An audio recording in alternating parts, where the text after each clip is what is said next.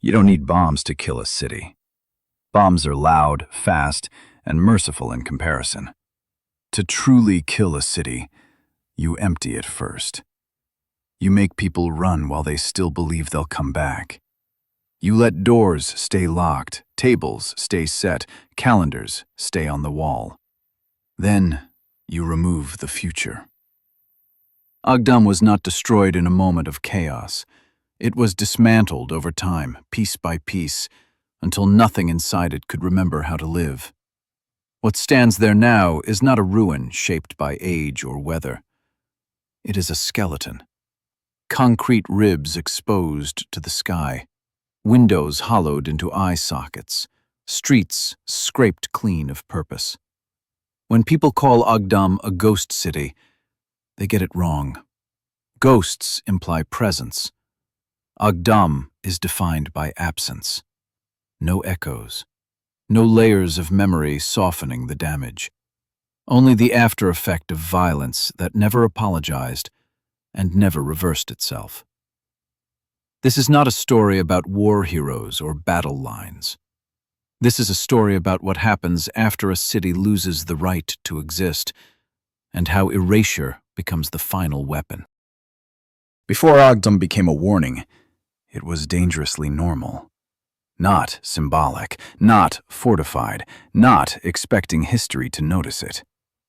It was a working city in Azerbaijan's lowlands, busy enough to feel relevant, quiet enough to feel safe.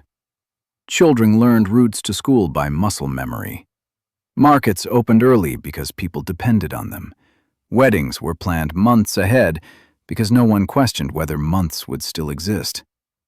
This kind of normality is fragile, but no one treats it that way while living inside it. When tensions over Nagorno-Karabakh began to rise, Agdam heard the noise from a distance. Artillery sounded like weather at first, something unpleasant but temporary. Stories arrived before danger did. Stories of nearby towns changing hands, of people leaving with nothing but keys they would never use again. Agdam listened, but it didn't believe it was next. Cities rarely do.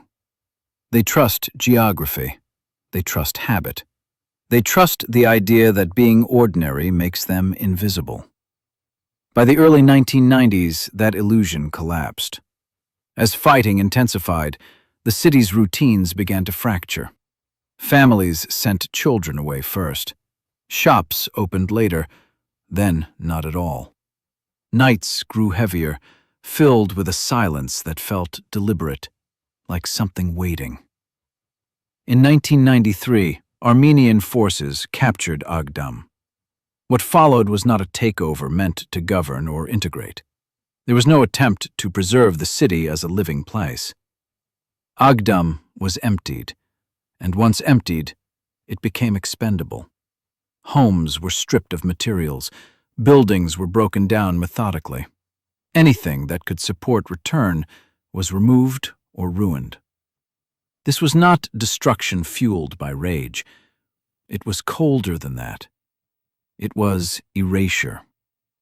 When the last civilians fled, they believed they were escaping a phase of violence. They did not know they were abandoning a city that would never be allowed to grow back. What they left behind was not just property, but continuity. Agdam began its second life, not as a place, but as a structure of remains, standing in plain sight, long after the people who remembered how it sounded stopped being able to prove it ever lived at all. Cities are usually destroyed by excess. Too much fire, too much pressure, too much time. Agdam was destroyed by subtraction.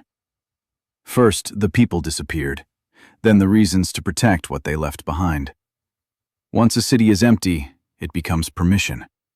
Walls stop being homes and turn into materials. Streets stop being routes and turn into corridors of extraction.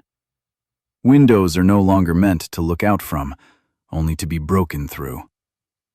What happened to Agdam after 1993 was not chaos, but a process. Roofs were removed, bricks were taken, Metal was pulled out like teeth. Entire neighborhoods were reduced to frames, not by bombs, but by hands that knew exactly what they were doing. This kind of destruction leaves a different texture behind. It doesn't create dramatic craters or cinematic ruins. It creates repetition. Identical broken buildings, identical hollow rooms, identical streets leading nowhere. Over time, the city lost all signs of individuality. Nothing marked one home as different from another, because difference only matters if someone is coming back. Agdam was not allowed that possibility. Even nature was kept at a distance. Trees did not reclaim the streets the way they do in forgotten places. There was nothing to grow into. The ground had been scraped too clean. What remained stood naked under the sun, exposed, uncomfortable to look at, like bones left in the open rather than buried. From afar, the city still looked large. From above, it still had the outline of a functioning place, but inside, it had been emptied of narrative. No beginning, no middle, no future. Only structure without story. This was not collateral damage. It was a decision made permanent. The most violent thing done to Agdam was not the destruction itself, but the distance forced between the city and its people. Tens of thousands fled, carrying keys, documents, photographs, habits that no longer had a location. They became internally displaced, a phrase that sounds temporary, but often isn't. They rebuilt lives elsewhere, but not continuity. A city can be replaced by housing, but not by memory. Agdam froze in their minds at the moment they left it, unchanged, intact, still alive. Meanwhile, the real city continued to be undone. Years passed, decades followed. Children grew up hearing about a place they had never seen, but were expected to miss. Agdam became an inheritance of loss rather than land. When former residents spoke about it, they didn't describe ruins. They described kitchens, streets, neighbors, small arguments, normal days. The gap between memory and reality grew too wide to cross. To return would mean confronting the fact that nothing waited for them. No threshold to step over, no room to recognize. Only the outline of a city that refused to resemble itself. In this way, Agdam did not just erase buildings. It erased return. That is a deeper kind of damage. Wars usually end, borders change. But a city reduced to a skeleton cannot negotiate its way back into existence. It can only stand as evidence. Evidence that removing people is only the first step. Evidence that sometimes the goal is not control, but disappearance. And for those who left, the punishment was ongoing. They lived full lives elsewhere, but with a permanent fracture. Because somewhere, a city they could still name continued to exist without them, not alive enough to return to, not dead enough to forget. At the center of Agdam, something was allowed to remain, not because it was spared, but because it was useful. The mosque still stands, upright among collapse, not as a place of prayer, but as a marker. Everything around it was stripped until the city looked flayed, and the mosque was left to watch. Its walls absorbed decades of silence, its courtyard filled with weeds and animals instead of people. In time, cows wandered inside, birds nested in places where voices once echoed. The image traveled the world, livestock inside a sacred building, standing calmly in a city that had been reduced to bone. For some, it became proof of desecration. For others, proof of neglect. But the truth is colder. The mosque survived because it no longer mattered. A sacred place only has power when there is a community to recognize it. Once that community was gone, holiness lost its function. The mosque became an artifact, not a center, a reminder without an audience. In a city erased by intention, symbols do not protect you. They only make the absence clearer. Standing there, surrounded by ruins, the mosque does not speak of faith. It speaks of hierarchy, of what is allowed to remain when everything else is denied the right to stand. Agdam's destruction was not total in the explosive sense. It was selective, and selection always reveals motive. What was left was not chosen to preserve meaning, but to frame emptiness. The mosque became the city's spine, holding up nothing, proving that even the most enduring structures collapse once the people who gave them purpose are removed. Agdam does not ask to be understood. It asks to be observed. Skeleton cities don't exist to comfort the living. They exist to warn them. This is what remains when erasure succeeds.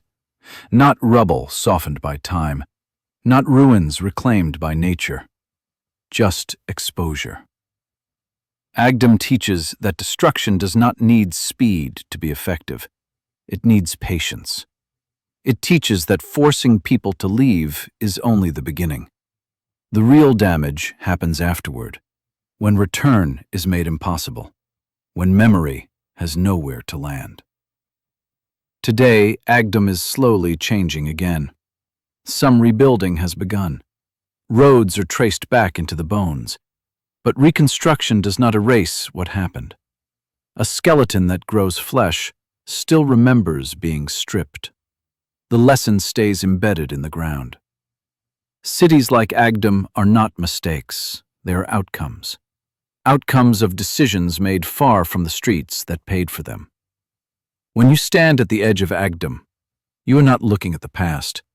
You are looking at a method that can be repeated anywhere people believe their city is too normal to disappear.